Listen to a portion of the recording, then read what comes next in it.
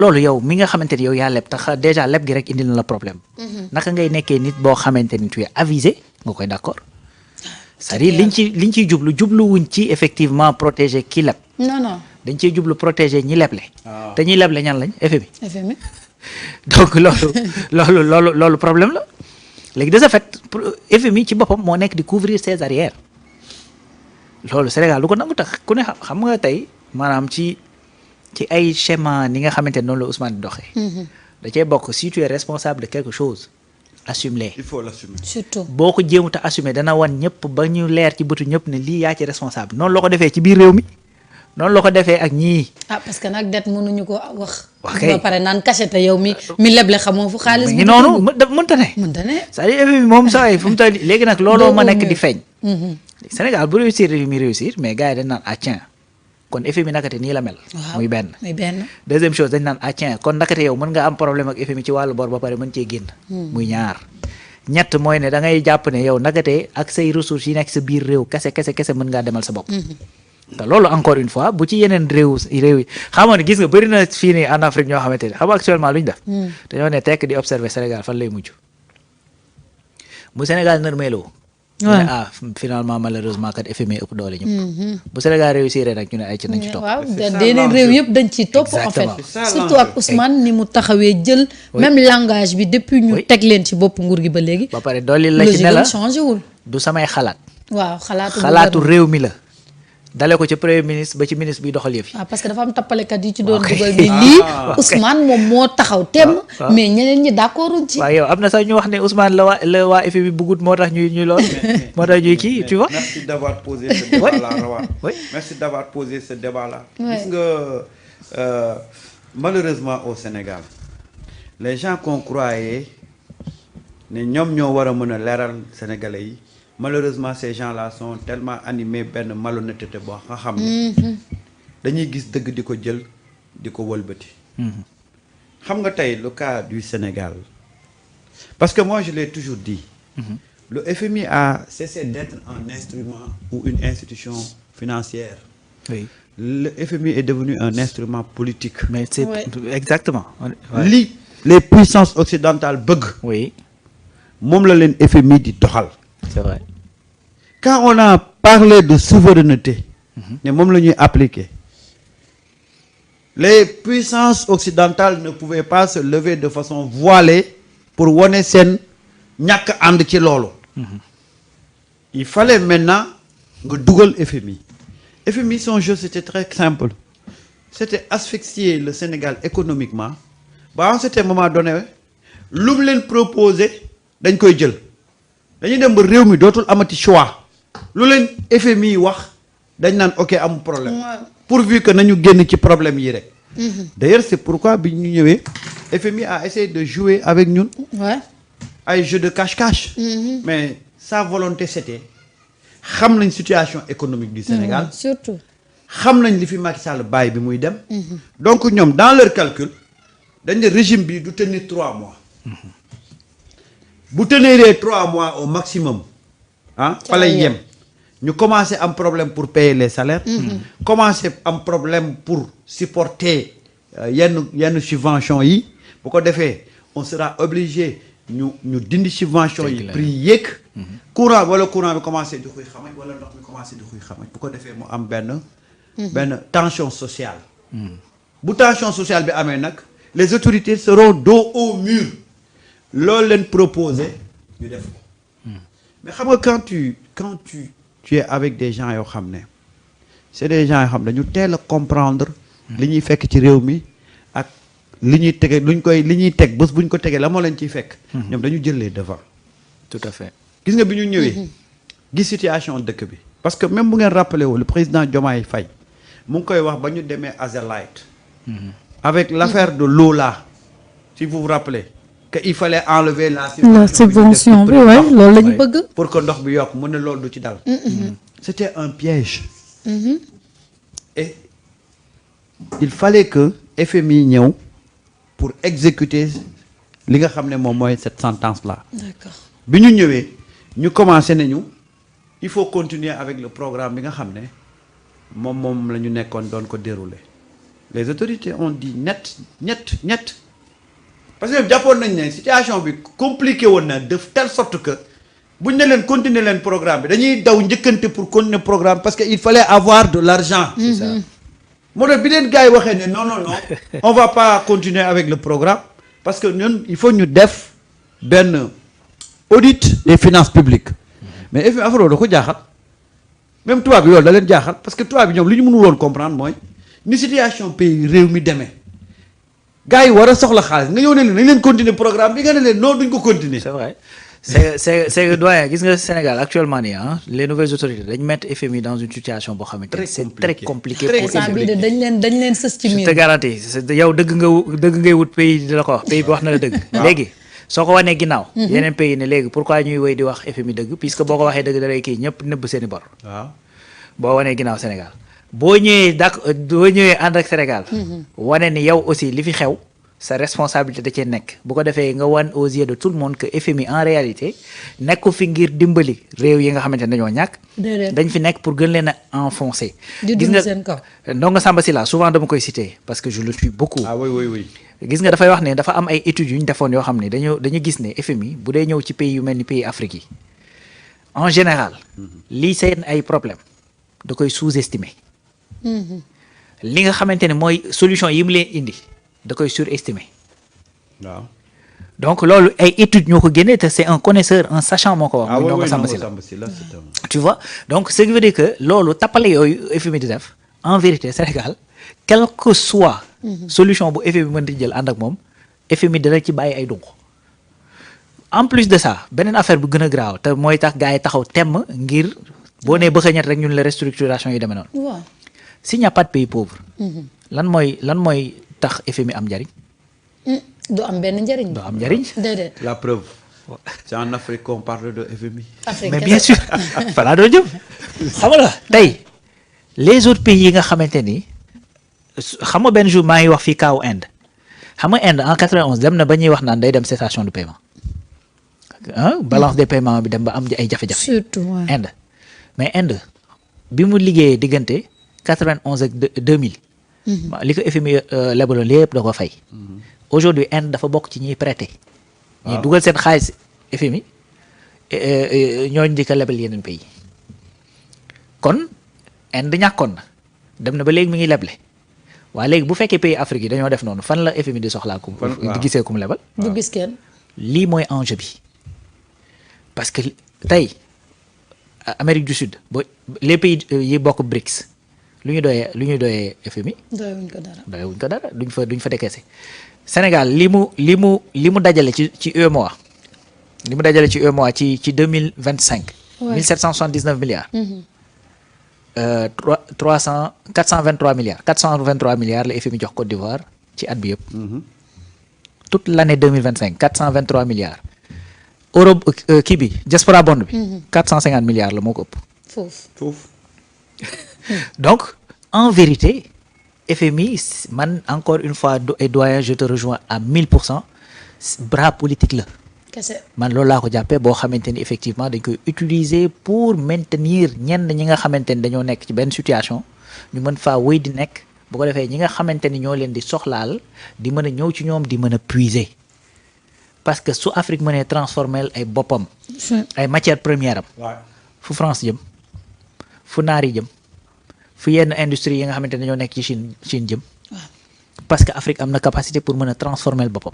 aujourd'hui da ngay xool nu ma koy tuddati les tablettes chocolat yi France la gën a yomb Côte d'Ivoire. alors que cacao bi koy defar Côte d'Ivoire lay jógee. ah mais regarde le Niger. waaw qui produit l'uranium. et qui n'arrive pas à avoir courant bu doy. une bonne distribution de l'électricité. tu vois donc loolu la léegi nag gars yi statu quo boobu lañ bëgg a maintenir parce que wax ji loolu yëpp mooy da ngay xool même dans les pays yi am problème ici en Afrique ba ñu kii ba ñu loolu ba ñu war a def restructuration wala ñu war a kii ak yu demee noonu mais ci ressources yi lañ jëm. ci ressources naturelles lañ jëm bu ñu lay lebal sax dañ naan non mën nañ ko lebal parce que am na ay ressources naturelles. waaw mais justement tu l'as bien dit. Oui. Ce plan de structuration là. Oui. mais c'est juste une fois encore une porte ouverte pour permettre maintenant aux multinationales. ñëw engouffré dugg lu leen jafe woon. mu yomb ko. loolu la xam nga Sénégal nous devons une fois encore remercier nos dirigeants. non sincèrement. ci seen choix ak ci seen vision. ak seen courage. gis nga ak seen courage. oui. xam nga Ousmane bi ñu koy laaj keroog diggante Sénégal ak FMI xam nga tubaab moo ko laaj. waaw. journaliste RFI. RFI waaw moo ko laaj. kooku looloo ko indi woon. c'est ça. est-ce que yónni wuñ ko pour. déplacement bien sûr. yëpp bien sûr. question boobu moo ko indi woon. waa jot na tonton bu neex. waaw. Ousmane moom tonton. xam nga dafa tàmmoon tappalekat yi fi nekkoon di ay dirigeants. waaw. bu leen tubaab laajee lañ waxoon ca olof duñ ci ñemee dellu ca nasaraan. ay complexe. il fallait que ñu xam quelle est aujourd'hui la position du Sénégal par rapport ak le débat sur plan de redressement oui. ak plan de restructuration ñu xam ci position Sénégal te ñu xam ne Ousmane bu ko waxee ça veut dire que voilà la position officielle du Sénégal journaliste bi loolu ko fa indi woon de pour xam lan mooy position Sénégal moo tax journaliste ba ba mu ko laajee Ousmane da ko réitérer position Sénégal mais yemul foofa da ci continuer pour wax incohérence yi nga xam ne moom la FMI def di ko proposer plan de restructuration c'est-à-dire que les gens n'ont pas écouté le discours de Ousmane non seulement Ousmane dafa xam le ne plan de restructuration bi Sénégal rejeté ça ne vient pas de lui parce que dañu toog pendant 2 semaines orchestré ay médias ñuy wax ne ñu bëgg a dessiner Ousmane comme le seul boo xam ne tey moom moo rejeté ce plan de restructuration là d'ailleurs le problème bi am diggante Ousmane ak Diomaye moom mu ngi jóge ci loolu ñu bëgg a présenter ne Diomaye dafa d'accord ci plan de structuration bi mais Ousmane d'accord ci mieux ñu dem ba ne Ousmane juunoom ak Cheikh Diba ci loolu la jóge ci loolu la jóge oui. mais Ousmane non seulement daf leen leeralal ne c'est la position de l'État c'est la position du président c'est la position du premier ministre mais c'est la position du gouvernement ba pare Ousmane won leen incohérence bi nga xam ne moom lañ àndal bu ñu FMI ñëwee tey di leen proposer un plan de restructuration Ousmane ne leen Égypte bi mu nekkee ci situation bii mais da ngeen ko aider ci proposer wu leen ko un plan de restructuration cohérence pour cohérence bu Sénégal nekkee ci situation bii mais war ngeen mën a trouver beneen moyen pour accompagner que de lui proposer un plan de restructuration Vraiment. et en toile de fond lan la ñuy retenir foofu que derrière ce plan de restructuration là le FMI avait beneen ambition bu dul jàppale Sénégal pour mu génn ci problème mais loolu la, c'est vrai. et ce que Ousmane a voulu nous faire comprendre et à partir de là ñun les Sénégalais ñun ñoo war a xam tey enjeu bi ce qui est en train de se jouer entre ce bras de fer là entre le Sénégal avec ce bras de fer là entre le Sénégal et le FMI te nag FMI dafa def benn boulette bu mu buggut a assumer oui loolu la. parce que xam na ne bu ko assumer ça va faire tache d'huile oui. et à partir de l'exemple du Sénégal mais les autres pays africains vont se dire que mais écoute ñun kat kon FMI ñu nekkaloon voilà son véritable visage parce que malheureusement si certains dirigeants yi xam nañ véritablement le vrai visage de FMI mais il y a un certain ci peuple africain ñoo xam ne xamuñu ba tey le véritable visage du FMI tey am na ci suñu biir population ñoo xam ne jàpp nañ ne FMI bu ànd ak yow nga développé bu la bàyyee nga pauvre waaw mais te nag lii leen Ousmane te mosoo dégg dans l'histoire des pays mosoo dégg dans l'histoire économique des pays FMI dëkk bu mu développé déedéet amul de. moo tax nag gis nga keroog ce face à face là entre Ousmane avec la journaliste de RFI c'était benn tribune boo xam ne c'était suivi par les institutions de Bretton Woods les puissances occidentales mais c'est-à-dire que c'était un moment boo xam ne xëy na ñun Sénégal rek ñun ñoo mesuré wul importance bi mais c'était benn affaire boo xam ne dafa d'ailleurs la réponse de Ousmane Sonko a fait tache d'huile tey boo si xawma ndax gars yi am nañ habitude di seetaan des télévisions étrangères mais question réponse boobu mais gars yi dañ ci def reportage dans les plus grandes chaînes étrangères c'est vrai xanaa xamuñu doomu yaa Xadi Ngom ji. non mais. ba nit ñi di jàng wax daa jàng tontu ñëw ah tontu. ba pare day rokos quoi. waaw moom nee na day encaissé mais day rokos. doomu yaa Xadi ji daa mën moo a tax mu tontu rokos ji. tubaab yi c'est vrai c'est que FMI ñoo ñu bëgg a fontoo. moo dañ ñu yëpp. waaw ñoom xam nga gis nga les FMI ñoom xam nañ ne Sénégal d'accord ñu restructuration xam nañ ko de fu mu toll dañoo bëgg a jaxase opinion publique bi loolu lañ bëgg parce que tey Guémayel ci boppam dernière mission bi mu ñëwee bi ñu ko laajee restructuration bi dafa ne loolu mooy suñu position mais état du Sénégal ci boppam mooy décider ci loolu